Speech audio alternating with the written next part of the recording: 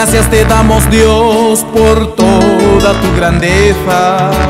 Creaste las montañas y grandes cerros. En este día especial venimos a cantar y testificar tu grandeza y tu poder. La radio Ixtateca, luz divina, cumple otro año de su ministerio, predicando tu palabra en todos los lugares, en la frecuencia 99.5 en FM y a través del internet.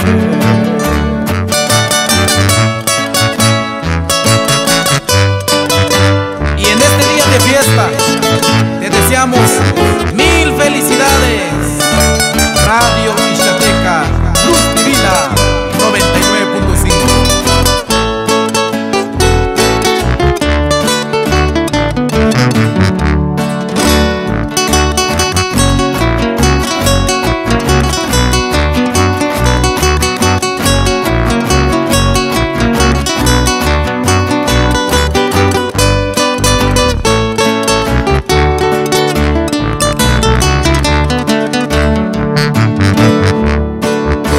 Gracias te damos, Dios, por esta emisora.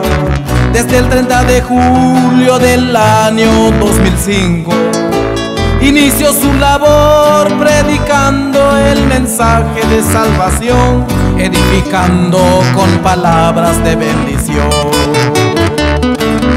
La radio Ixtateca, luz divina,